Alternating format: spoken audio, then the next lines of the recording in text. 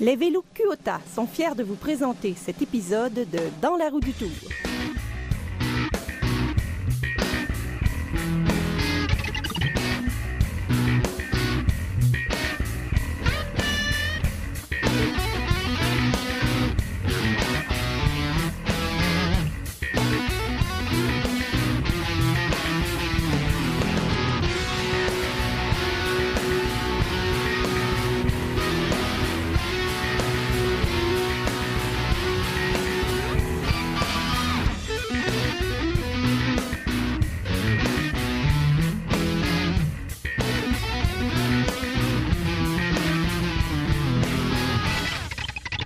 Aujourd'hui, nous quittons Avranches, nous allons descendre à Marseille-les-Grèves, tourner à gauche pour prendre la bienvenue en Normandie. de la côte. Alors, êtes-vous sur le bon braquet? Êtes-vous prêt aujourd'hui pour une autre émission dans la roue du Québécois, Tour? là, tu vas nous écouter un petit peu, oui? Ah, bah, oh. Oui, alors, nous allons prendre la côte, Saint-Jean-le-Thomas. Nous allons monter à Champeau, le plus beau kilomètre de France. Une super vision sur le Mont Saint-Michel. Après Carole, Julouville, Saint-Père et Granville. Granville, nous allons monter à la Haute-Ville pour visiter un petit peu. Et après, nous allons rejoindre Saint-Martin-de-Bréal pour le ravitaillement. J'ai l'impression qu'on va avoir du plaisir. Agon pour le repas le midi. Voilà. Merci beaucoup. Alors, je pense que vous avez compris que nous allons rencontrer du bien bon monde. Nous irons aussi chez la mère Poulard dans la baie du Mont-Saint-Michel. Nous allons nous initier à une activité pratiquée à l'époque des pharaons. Nous prendrons la clé des champs dans un labyrinthe végétal. Au Conseil Vélo, nous retrouverons Daniel et à Santé Voyage, il sera question de plaies, ce dont on est parfois victime, les sportifs. Alors, partons ensemble à la découverte de cette terre prodigue en émotions sensorielles, olfactives et visuelles, terre riche en contrastes, la Normandie. En France, beaucoup de régions doivent leur réputation au déchaînement des reliefs, à l'immensité des perspectives, à l'orchestre symphonique des sensations. On pense aux Alpes, aux Pyrénées pour leur haut sommet, à la Bourgogne pour ses vins et à la Côte d'Azur pour son faste. La Normandie, c'est le contraire de l'orchestre symphonique. Ce sont simplement les côtes, les plages, les falaises, les rivières qui glissent doucement à la mer en dessinant des méandres. La Normandie, c'est le Calvados, des terres agricoles, des fermes laitières. C'est simplement délectable, la Normandie. Aujourd'hui, nous allons nous concentrer sur le département de la Manche, qui fait partie de la Basse-Normandie. Le département est baigné par la Manche sur 350 km de côte. Nous sommes donc dans le nord-ouest de la France. Du Mont-Saint-Michel, nous sommes à 3h30 de voiture de Paris. Bonjour. Bon matin tout le monde. Bonjour, ça va? Vous avez bien dormi? Oui, très bien. Acceptez-vous donc qu'on puisse rouler avec vous? Oui.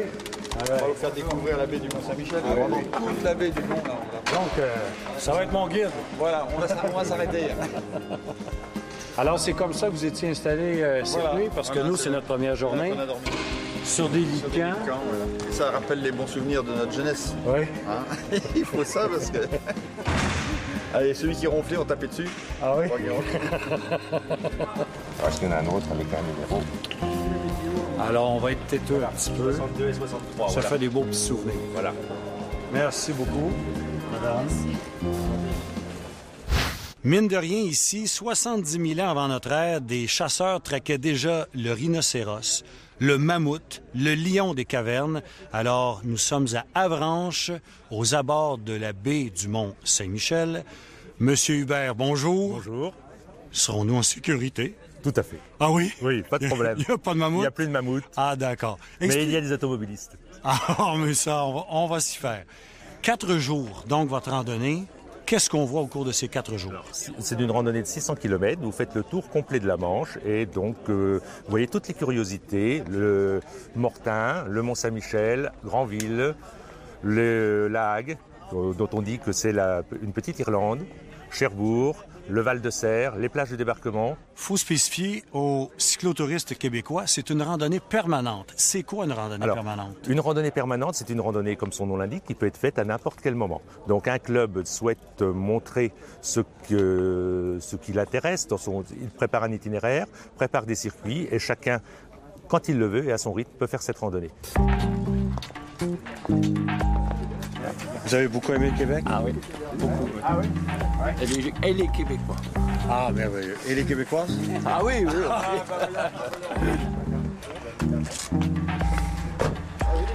Alors, on a l'air de se retrouver avec une bande de joyeux lurons.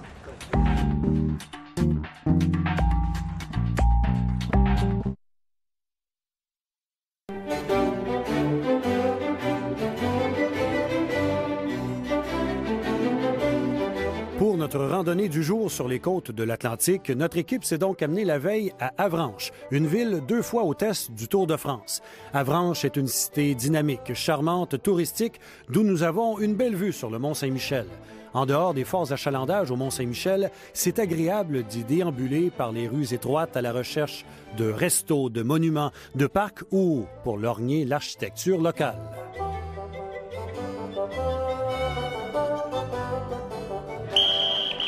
C'est parti!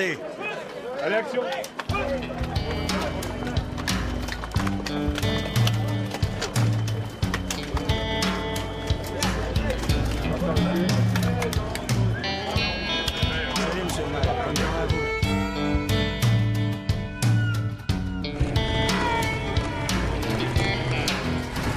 Victor Hugo a déjà écrit un poème sur la région. Oui, exact. Ça s'intitulait « Près d'Avranches », justement. En 1865. Ah, je m'en souviens, comme si c'était hier.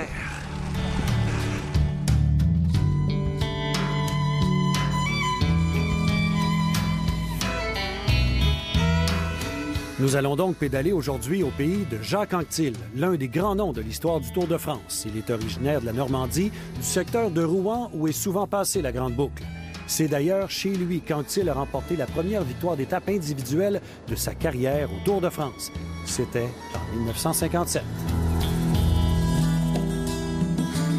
Pour les cyclotouristes, l'un des plaisirs de rouler en France, qu'on soit seul ou en groupe pour un événement comme ce Tour de la Manche, c'est qu'il n'y a jamais de grande distance entre les villes et villages. Constamment, notre curiosité est piquée.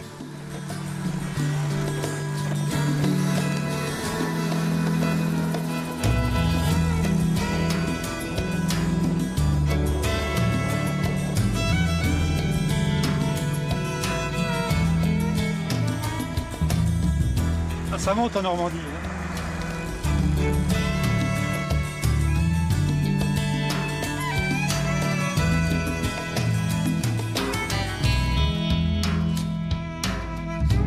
La Bretagne. Toute la colline de l'autre côté, c'est la Bretagne. C'est la Bretagne. L'autre côté du Mont-Saint-Michel. Ici, on appelle ça le plus beau kilomètre de France. Et ça, c'est pour les cyclistes spécifiquement ou... Non, c'est En général. pour le tourisme. C'est top, hein?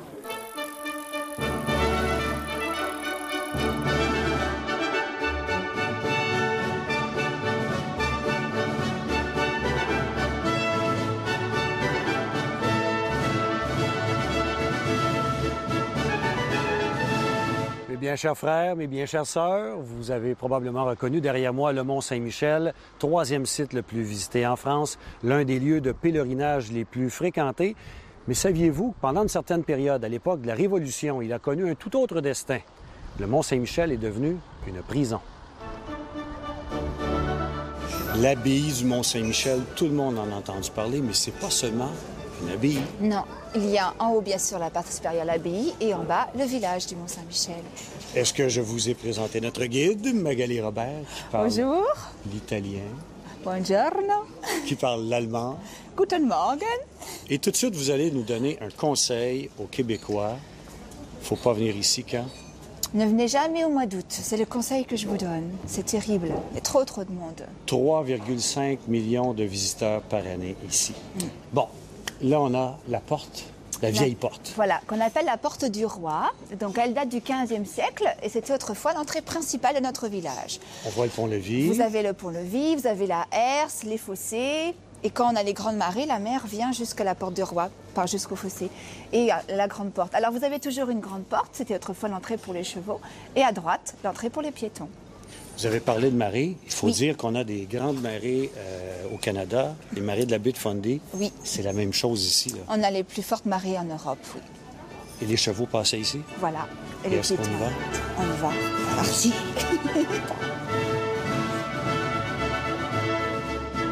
Qui vit ici?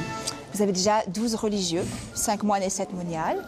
Et autrement, la majeure partie des gens viennent travailler le matin et repartent le soir. La majeure partie vivent dans les environs. Ça, c'est vieux, là. Oui, vous avez des maisons à pans de bois, la maison de l'Arcade qui est ici à l'entrée du village. Et celle qui est très jolie, regardez, c'est celle qu'on appelle la maison de l'Artichaut. Voilà. On m'a dit qu'il y a des très beaux points de vue. Oui. Pour monter jusqu'à l'abbaye, des petits escaliers des petites ruelles et tout ça. Je vais faire découvrir.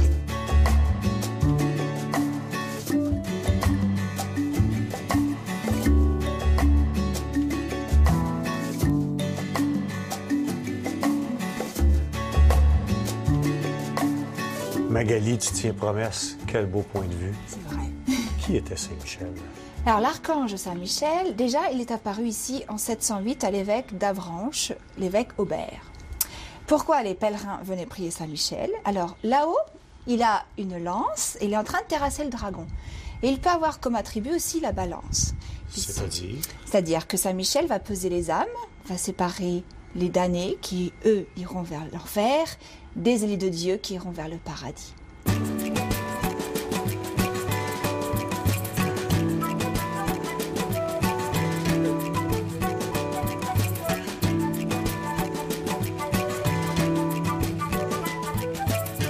Magali, quand on voit ça derrière nous, on comprend pourquoi c'est classé réserve mondiale de l'UNESCO. Et oui. Et vous savez comment on appelle le Mont Saint-Michel? Non. La merveille de l'Occident. Oh, merveille. Hey, merci, Magali. Je vous en prie, Yvan. Chez nous, c'est 4. Ah, merveilleux. Et à une certaine époque, au 19e siècle, début du 20e, qui était le personnage le plus célèbre ici? Un évêque, un roi, un moine, un chevalier? Que non, la mère Poulard.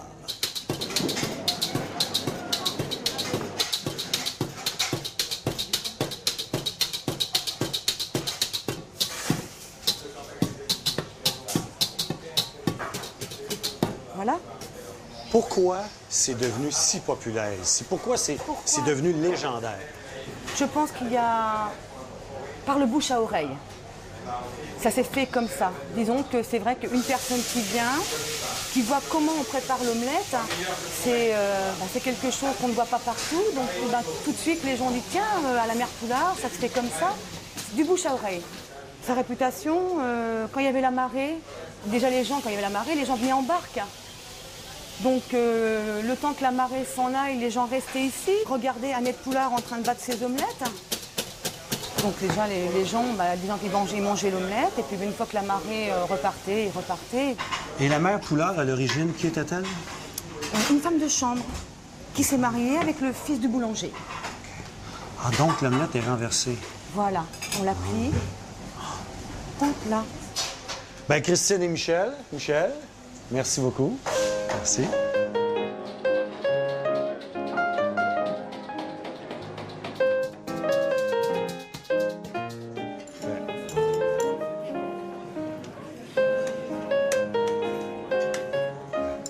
Gorbatchev, Yves Saint-Laurent, le roi Édouard en ont mangé. Merci beaucoup.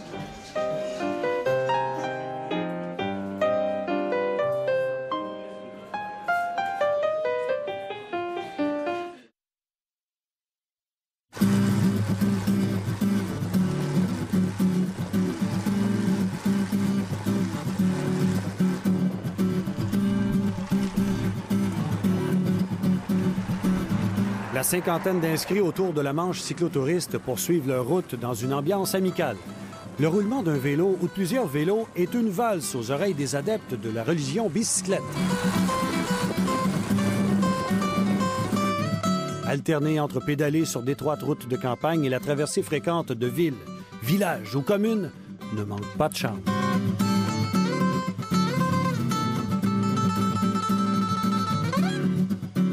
Je n'étais encore jamais venu en Normandie. Et voici Granville qui va m'en mettre plein la vue.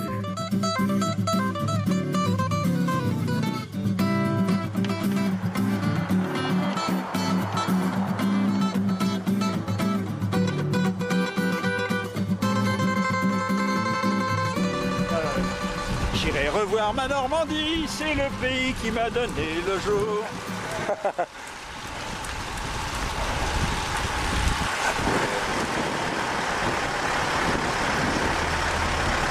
Là, tu comprends pourquoi Victor Hugo, Maupassant, Sartre, Camus ont séjourné dans la région.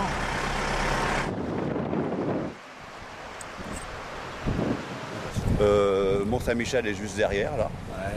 Hein? Mais les Allemands n'avaient pas installé plein de canons pour surveiller la ville. Il y a les blocos qui sont là. Et il y en avait sur toute la côte. Toute la côte, partout. On en voit jusqu'à Cherbourg. Et après, si on refait et au-delà, en remontant vers le Havre et ainsi de suite. Quoi. Quand tu es étranger ou québécois qui se joint à un groupe comme vous, depuis tout à l'heure, il y en arrive toujours un à côté de moi qui me dit « Ah, ici, le village, là-bas, on arrive là, ça, c'est surnommé la Monaco du Nord, ça... Là, oui. Vous êtes 45 guides pour moi. C'est extraordinaire.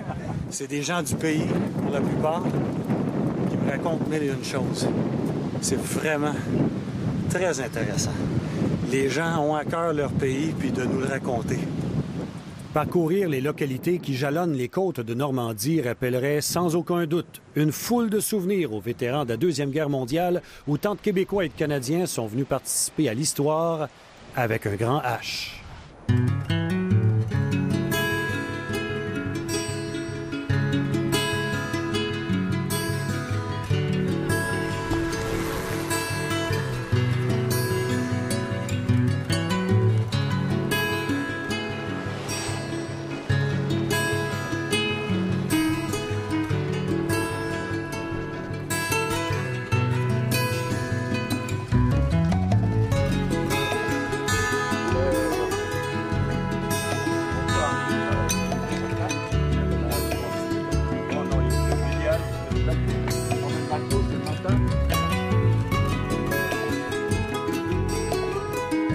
Monsieur, là, est à la retraite. Racontez-moi, vous êtes allé faire le Tour de France amateur? Non, Tour de France cyclo. Le Tour de France cyclotouriste? Qui se passe sur 3 semaines. Oui. Je suis allé Coux et Bigarro dans le cyclo-cantine. Donc, 3 semaines. La semaine fédérale, je suis allé en vélo, 2 semaines. Et puis je m'en vais en Bourgogne là, pendant 1 mois. 1 mois. Ouais, avec les bagages, avec la tente, tout ça. Alors la retraite, pour vous, c'est pas une période morte, là? Attends, c'est les plus beaux jours de la vie. Moi aussi, hein. C'est votre pays, la Normandie. Qu'est-ce que vous aimez du vélo en Normandie? Je dirais, c'est sa diversité. Parce que les paysages sont jamais les mêmes. Il y a beaucoup de petites routes très bucoliques. Quelques informations touristiques, en commençant par une référence littéraire. Montaigne disait « La Normandie, c'est le pays des sciences, de la gueule ». Dans ce vert coin de France, vraiment, la terre est sacrée. La Normandie est le pays du bien manger. Évidemment qu'on nous recommande les fruits de mer, mais tout ce qui découle des produits laitiers est également à l'honneur. Nous n'avons pas été déçus par les restos où nous nous sommes arrêtés au cours de notre séjour, comme celui-ci, le resto de l'auberge du Vieux Château de Saint-Sauveur-le-Vicomte. Suggestion d'hébergement. À Avranches, on vous recommande l'hôtel Jardin des Plantes, situé tout à côté du cœur de la ville, de la superbe église et du Jardin des Plantes. Ce jardin se révèle un havre de paix, de réflexion, un joli petit coin pour les amateurs de botanique. On vous vante l'hôtel du Jardin des Plantes pour l'hospitalité, le confort des lieux, la vue sur le Mont-Saint-Michel et le service de transport de bagages pour les cyclotouristes. Revenons à Granville. La basse-ville s'est développée au 19e siècle avec la mode des bains de mer. Les premières stations balnéaires fleurissent alors sur la Manche. Granville hérite alors du surnom de la Monaco du Nord. Il faut absolument parcourir les ruelles pour bien humer l'âme de la cité et avoir absolument le musée du Vieux Granville qui relate la vie des marins et des corsaires. Aujourd'hui, le port de Plaisance, la marina, compte 1000 anneaux.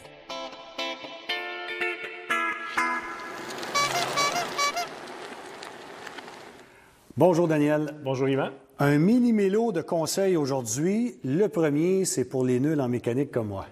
Et oui, j'ai pensé à toi, Yvan. Merci. Une petite bonbonne qui répare les crevaisons et qui gonfle le pneu en même temps. Fait que tu as seulement à secouer, injecter dans ton pneu. Tu pars faire un 3 km de vélo. tu prends ta pompe, tu fais juste ajuster ta pression et tu peux continuer ta randonnée. Spécialement intéressant pour ceux qui sont toujours inquiets de défaire une crevaison sur la roue arrière. La maléfique roue arrière, celle qui, quand on la débarque, elle rentre jamais. La pompe à vélo. Oui. Il y a maintenant des petites pompes où tu peux gonfler jusqu'à 110. Oui, souvent, le problème, c'est que les gens sont physiquement incapables de pousser le piston de la pompe pour mettre plus de pression. Ça, c'est une mini-pompe à pied, ce qui fait qu'on peut s'installer sur notre vélo, mettre notre pied sur le petit support ici et vraiment pousser avec tout notre corps sur la pompe. Fait que tout le monde est capable de mettre son 110-120 livres dans ses pneus maintenant. Donc, sans se tuer à l'ouvrage. C'est ça. Les petites bonbonnes de CO2, c'est pas tout le monde qui est à l'aise avec ça. Non, il y a un petit côté rébarbatif à ça, un petit peu trop mécanique. Les gens veulent de quoi d'un petit peu plus facile à utiliser. On a ceux-là ici, ils sont un petit peu plus gros, mais le côté facile d'utilisation est vraiment évident. On prend seulement notre petite pompe, on la met sur la valve, et voilà, c'est gonflé. C'est fait. C'est fait. Les gels. Oui. Souvent, il y en a qui trouvent que c'est trop sucré ou que c'est des portions trop abondantes. Le format est trop gros. On peut mettre ces sachets de gel-là dans un mini bidon à gel comme ceci, ou on peut l'acheter en gros format aussi. Ce qui nous permet à ce moment-là de prendre seulement la dose qu'on a besoin et de refermer le bidon, le mettre dans les poches ou, avec une bande de velcro, le mettre directement sur le dessus du cadre. Ça, on voit ça beaucoup avec les triathlètes. Oui. Et une autre chose aussi qui est vraiment super populaire présentement, c'est les mini-bonbons qui c'est exactement le même dosage qu'un gel, mais dans un format solide. Ce qui vous permet d'en prendre 2, 3 à la fois et de seulement les remettre dans la poche de votre maillot. Donc, c'est plus facile d'échelonner notre consommation tout au long de la randonnée. C'est ça, sans avoir les doigts collants. Merci beaucoup, Daniel. Merci, Yvan.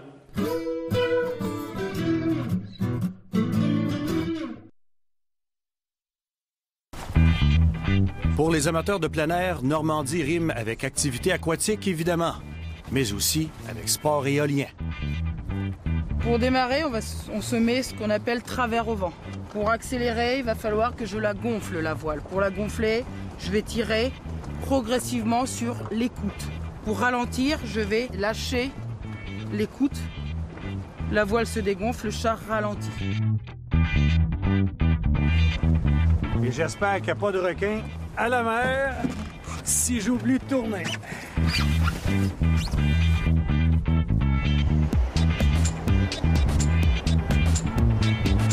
Le char à voile est un sport de vitesse. Le record du monde est de 151 km/h.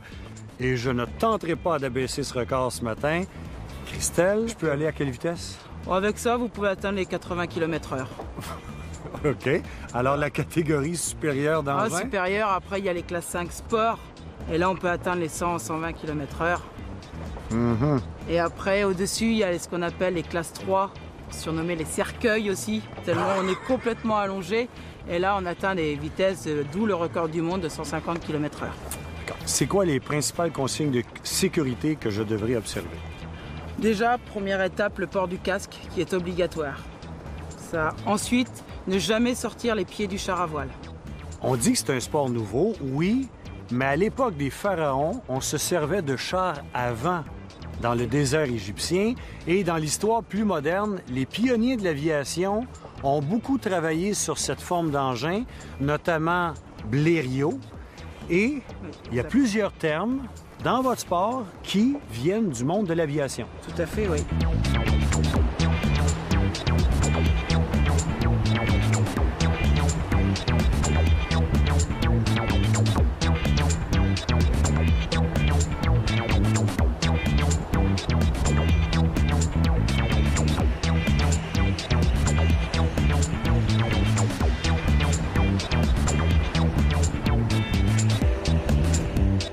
Quentin, Guillaume, les chanceux, habitent dans le secteur et ils en font régulièrement. Ce sont même des compétiteurs. Qu'est-ce que vous aimez tant de votre sport? C'est la sensation de vitesse, parce que c'est quand même assez différent des autres sports. On est au ras du sol, donc c'est quand même d'autres sensations. Ouais, c'est vrai qu'être aussi près du sol, ça donne une impression vraiment de grande vitesse. Et toi, qu'est-ce que tu aimes beaucoup? La vitesse. Et d'être à côté de la mer, comme ça, c'est sympa, quoi. Je trouve cette activité grisante, facile d'apprentissage également. Et ce n'est pas l'apanage exclusif des jeunes. La preuve, c'est qu'il y a un monsieur de 80 ans qui en fait régulièrement, un autre de 73 ans qui en fait 300 jours par année. Donc, à retenir, la ville de Port-Bail et l'activité, c'est le char à voile.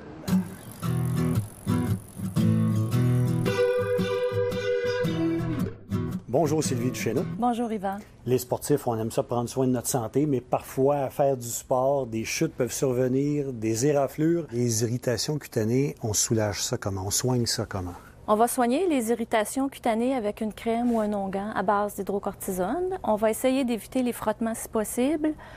Et puis, si la couleur de la peau ou la texture de la peau change, alors on ira consulter un médecin. En cas de chute, comment est-ce qu'on évalue la situation? Si on est dans le doute, si ça semble un trauma, on va appeler les secours. Si ce n'est qu'une simple écorchure et raflure, on va nettoyer la plaie, enlever les débris.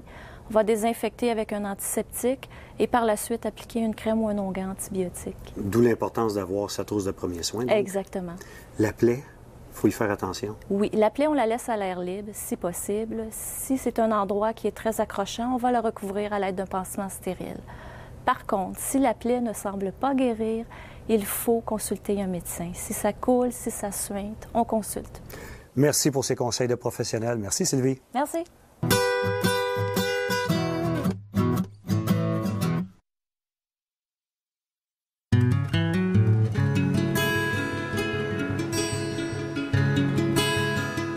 Pendant qu'on profite de ce tour de la Manche cyclotouriste, les locaux me soulignent que le vélo et la Normandie, c'est une histoire d'amour qui dure depuis longtemps. Le Tour de France est venu à Rennes et Caen dès 1905. Il est revenu en 1906. Cette année-là, sur 82 partants à la première étape, seulement 14 des coureurs sont parvenus à destination au dernier jour. En 1908, pour la longue étape Brest-Caen, Alexandre Gilles arrive dernier avec plus de 23 heures de retard sur le vainqueur du jour. Je devrais plutôt dire le gagnant de la veille. La Grande Boucle est venue à Cherbourg et au Havre une vingtaine de fois, à Caen plus de 30 fois, à Rouen, à Dieppe, à Alençon, et on en passe.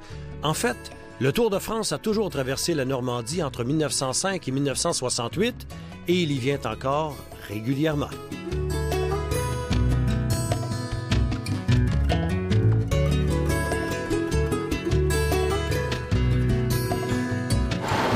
Toute la route ici est submersible quand il y a des hautes marées. C'est pour ça qu'on appelle le secteur les Salines.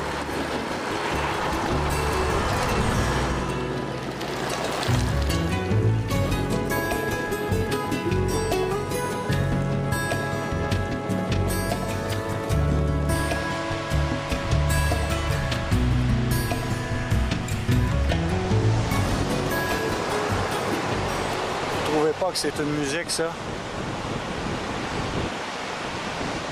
Le bruit de la mer. Le Tour de la Manche, c'est une randonnée cyclotouristique, mais il faut quand même, sur 4 jours, accomplir une moyenne de 155 km quotidiennement.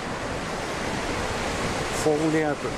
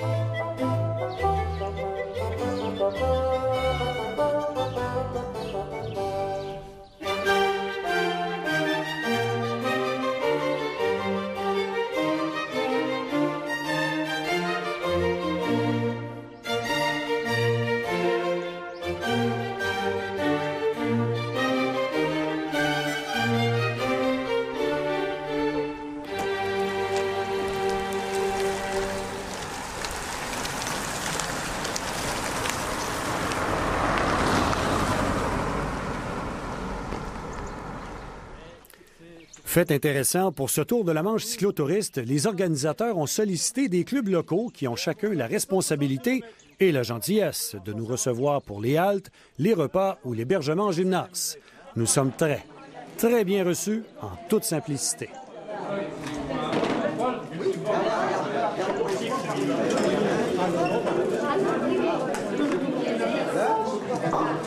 Il faut pas filmer les bouteilles de rouge, hein, c'est pas bon en vélo.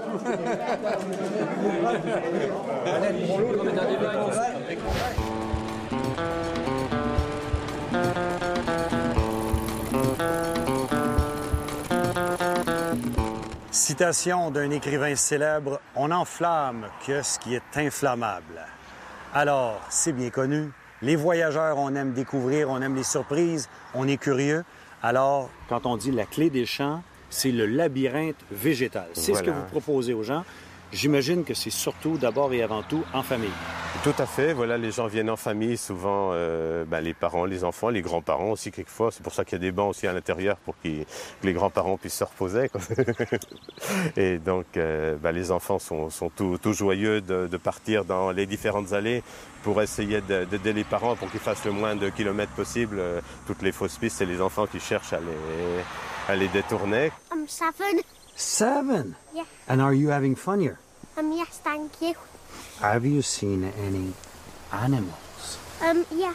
We've seen some geese and a goat. Oh, yeah? Yes. And did you get lost? No, yes, 100 times. Oh, yeah? So it's a nice family activity? It is. Yes. It is. Yeah, it's lovely. It You is like really it for tourists? It's interesting to come? It's good fun. There's lots of Yeah. lots of things to see. Yes. Chez nous, l'expression française, la clé des champs, c'est la liberté, quoi. Donc, les touristes sont invités à venir découvrir. Donc, en toute liberté, ce labyrinthe. C'est un temps d'évasion, de promenade dans notre labyrinthe et respirer l'air pur de la campagne, et passer un agréable moment, quoi.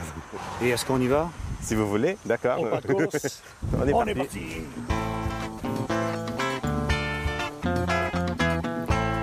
À défaut d'être une méga attraction montée avec de super moyens, la clé des champs se révèle tenue par des gens très chaleureux, au cœur grand comme ça.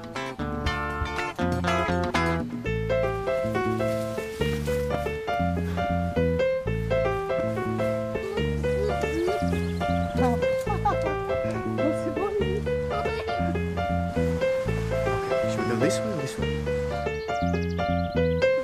Right. Okay. Let's go.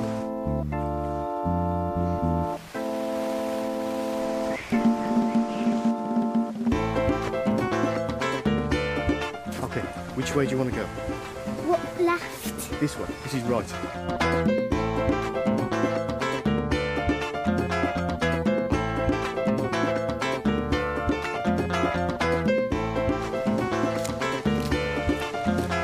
C'est fort.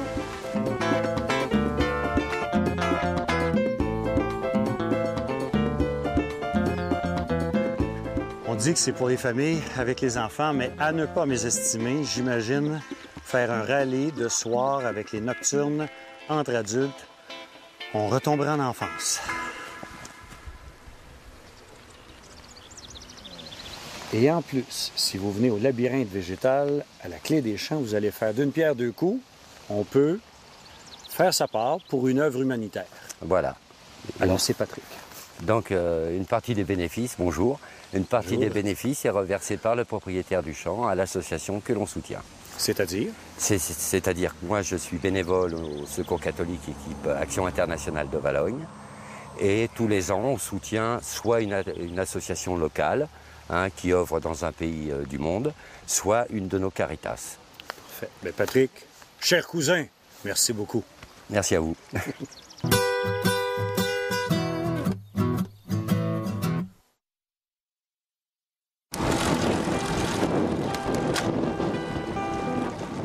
Puisqu'on pédale le cyclotour de la Manche, qui est en bordure de mer, j'en profite pour vous raconter une anecdote du Tour de France. On est en 1950. Lors de la 14e étape, il règne une chaleur caniculaire sur la Côte d'Azur et l'itinéraire longe la Méditerranée.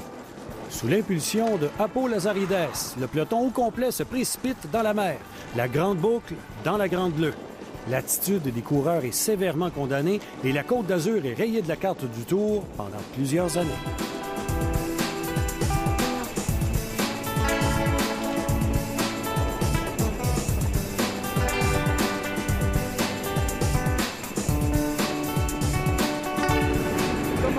Vous y rêvez avant de partir, vous avez hâte et tout? Ah oui. Moi, je me fais sur mon vélo.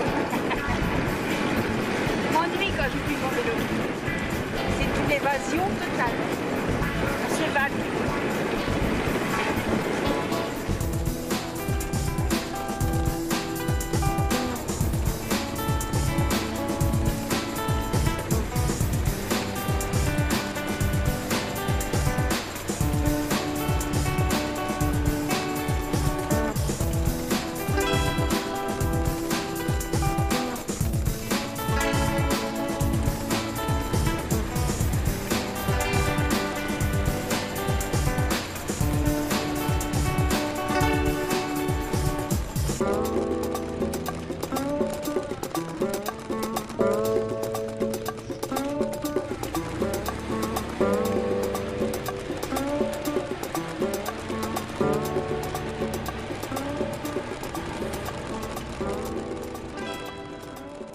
Pour développer des pistes cyclables, des voies cyclables, on sait que ça prend de la volonté politique. Alors, on est avec le maire d'Avranches, Monsieur Huet, bonjour. Bonjour. Alors, la cravate avec les tout petits vélos dessus. Et vous me disiez, vous êtes vraiment un passionné de vélo. Oui, depuis tout petit. Et je pensais qu'avec le temps, ça s'effacerait un petit peu. Et ça ne s'est pas effacé. Je me demande si ça ne s'est pas renforcé, d'ailleurs. Les Québécois qui voudraient venir ici, et on va parler de la Normandie au sens large.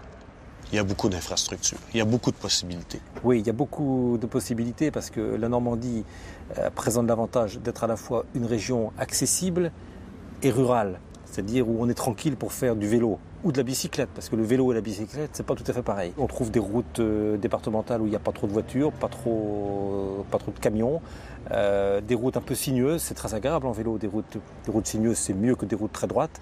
Et puis, il y a des côtes, mais pas trop. Et quelqu'un qui est bien équipé, qui a le braquet qu'il faut, il passe partout ici. Il n'y a pas de difficulté majeure. On peut faire du vélo sans se faire mal. Il y a la côte aussi. Il y a la côte aussi.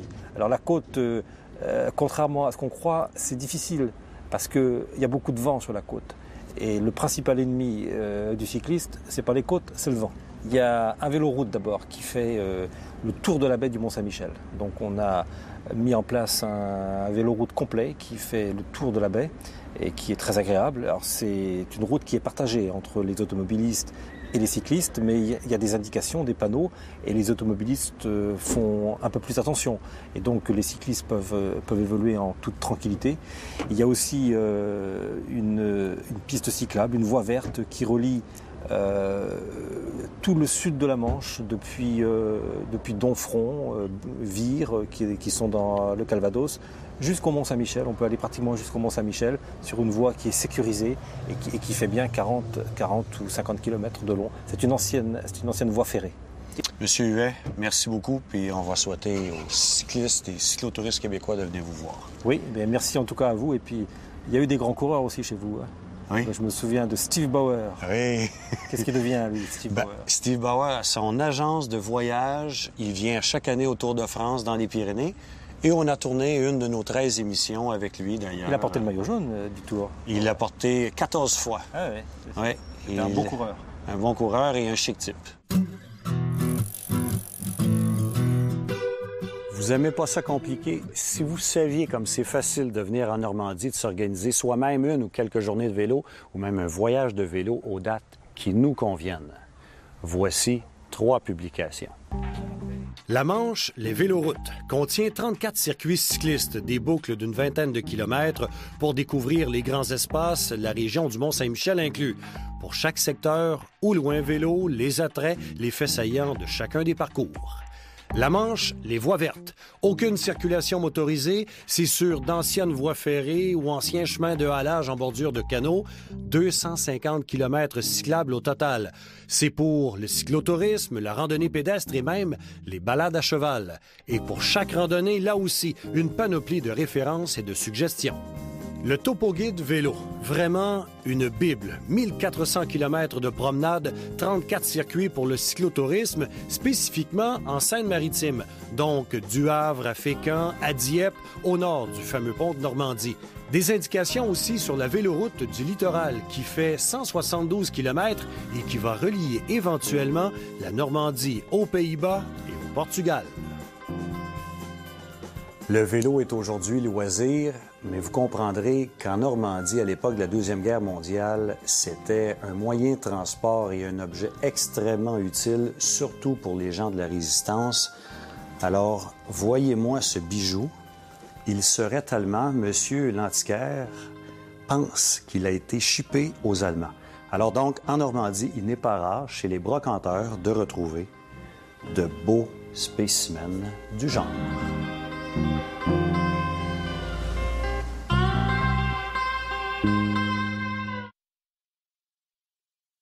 Faut dire qu'elle y mettait du cœur, c'était la fille du facteur à bicyclette. Alors, il y a des vieux métiers comme ça qui n'ont pas encore totalement disparu en France, notamment facteur à bicyclette. Et mademoiselle, madame, est elle-même fille d'un facteur à bicyclette. Bonne journée. Merci.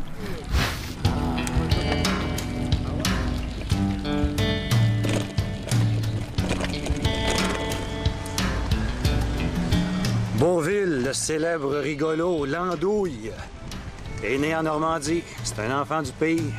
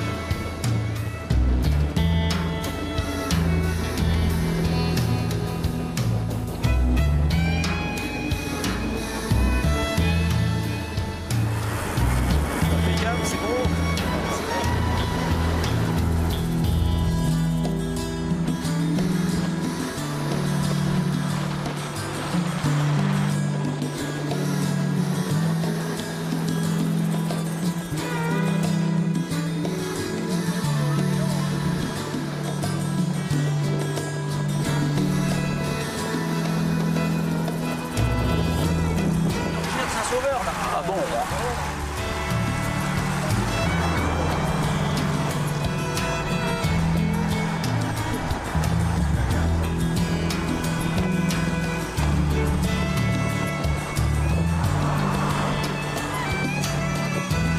Quel honneur! On avait fait, on aura lu des grands trucs. On fait ce qu'on veut quand on veut. Il n'y a pas de contraintes. Il fait beau, tu roules. Il fait pas beau, tu restes à la maison. Il n'y a pas de contraintes, c'est génial, quoi. Alors, vous vous demandez peut-être comment on a déniché cette merveilleuse randonnée-là. Le Où irons-nous de la Fédération française de cyclotourisme, 4000 événements comme ça par année. Vous allez sur Internet, et là, on a cliqué sur le site de la Manche, et on a rencontré tous ces gens-là aujourd'hui. Véronique, vous êtes de la région du Calvados, vous êtes donc de la région de la Manche, de la Basse-Normandie. Et pourquoi vous avez décidé de faire cette randonnée-là? Alors, j'ai décidé de faire cette randonnée-là pour redécouvrir les sites que j'avais vus, mais en tant que visiteuse en voiture. Ça fait 3 ans et demi à peu près que je fais du vélo. Ah, c'est une passion récente? Oui, oui, oui. Ce qu'il y a, j'arrivais pas à me lancer dans le vélo parce que j'avais peur de commencer toute seule. Et il s'est trouvé que j'ai rencontré quelqu'un qui faisait partie d'un club. Donc, il m'a proposé d'essayer avec le club. Donc j'ai dit oui, et puis depuis, je ne conçois pas les week-ends ou les vacances sans vélo, quoi. Maintenant, je suis toujours sur le vélo. Ah oui? Napoléon avait dit à Joséphine, « Je me réveille plein de toi ».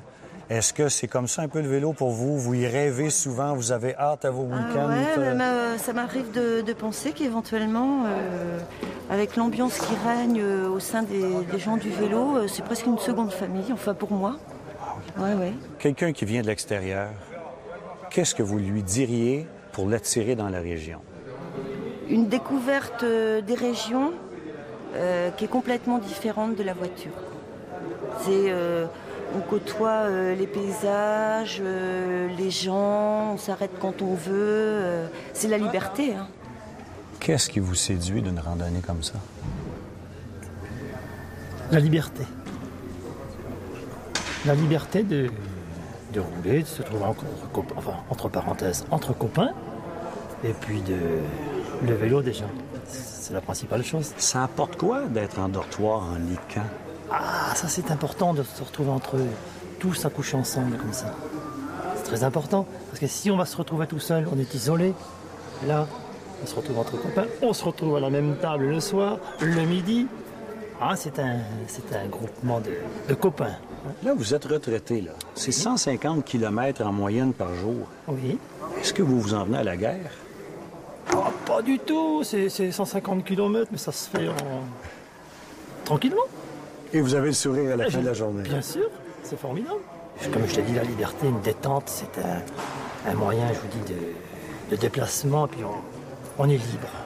Merci pour cette belle journée qu'on a passée ensemble. Merci d'être venu à vous aussi voir notre beau pays qui est le Cotentin. Merveilleux.